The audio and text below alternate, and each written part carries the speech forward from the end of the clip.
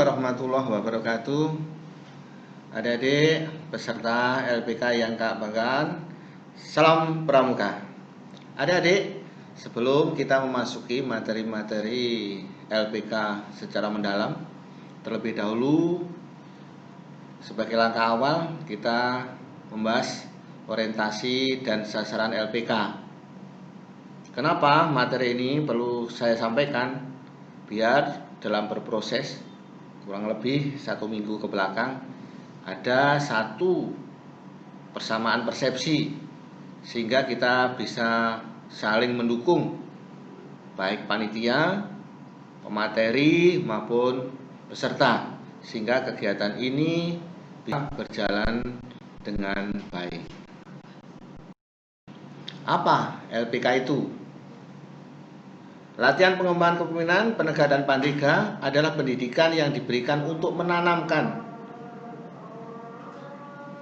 dan mengembangkan jiwa kepemimpinan bagi pramuka penegak dan pramuka pandega agar dapat ikut serta dalam mengelola kuartir dan satuan serta menduduki posisi pimpinan dalam gerakan pramuka. Pengertian ini saya ambil dari Surat Keputusan Kuartir Nasional nomor 202 tahun 1979 tentang petunjuk penyelenggaraan latihan pengembangan kepemimpinan. Pengertian LPK yang kedua, sedikit ada perbedaan, tapi intinya masih sama. Pelatihan pengembangan kepemimpinan yang selanjutnya disingkat LPK adalah pendidikan dan pelatihan bagi pramuka penegak dan pandega untuk mengembangkan kemampuan dalam memimpin dan menggerakkan orang lain sesuai dengan perkembangan masyarakat. Pengertian ini saya ambil dari Surat Keputusan Kuartir Nasional nomor 043 tahun 1997 tentang Jukran Diklat Penegak dan Pandega. Di sini bisa kita tarik benang merah.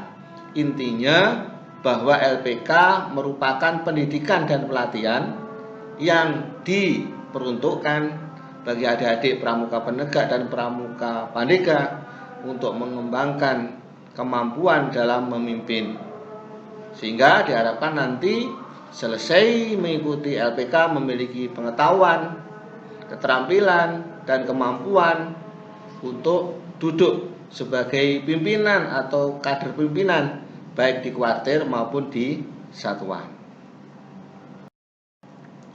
Tujuan LPK atau latihan pengembangan kepemimpinan adalah untuk menanamkan dan mengembangkan jiwa kepemimpinan pramuka penegak dan pramuka pandega sebagai generasi muda agar dapat ikut serta dalam mengelola kuartir dan menduduki posisi pimpinan dalam gerakan pramuka. Mungkin di antara adik-adik ada yang tanya, kedudukan di kuartir itu apa yang bisa dicapai oleh pramuka penegak pandega? Misalnya sebagai anggota Dewan Kerja atau anggota pimpinan Saka. Sedangkan di satuan, kalau Gus Depan bisa sebagai anggota Dewan Ambalan, Dewan Rajana, sedangkan di Satuan Karya bisa menjadi anggota atau pengurus Dewan Saka. Lalu apa sasaran dari LPK? Sasaran latihan pengembangan kepemimpinan adalah agar peserta setelah selesai mengikuti latihan mampu: pertama, menerapkan dasar-dasar pengetahuan tentang pengelolaan kuartir dan satuan. Yang kedua, menerapkan prinsip-prinsip dasar kepramukaan dan metode kepramukaan dalam kegiatan-kegiatan gerakan pramuka. Yang ketiga, mampu mengembangkan dirinya sebagai pemimpin-pemimpin yang dapat diandalkan. Kurikulum LPK atau latihan pengembangan kepemimpinan terdiri dari babak pengantar, babak inti, dan babak pelengkap. Penyelenggara latihan pengembangan kepemimpinan adalah kuartir cabang, kuartir daerah, dan kuartir nasional yang dilaksanakan oleh Pusat Pendidikan dan Pelatihan Kepramukaan atau Pusdiklat kuartir yang bersangkutan. Dalam rangka mempersiapkan dan melatih para pramuka penegak dan pramuka pandega, Dewan Kerja yang bersangkutan supaya diikut sertakan dalam perencanaan dan penyelenggaraan LPK. Peserta latihan pengembangan kepemimpinan adalah pramuka penegak dan pramuka pandega.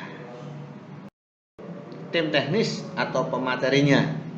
Pemateri terdiri dari pertama, pelatih pembina pramuka. Yang kedua, tenaga ahli dari luar gerakan pramuka. Ini apabila kita perlukan. Yang ketiga, pramuka penegak dan pramuka pandega yang telah mengikuti LPK atau latihan pengembangan kepemimpinan dengan hasil baik.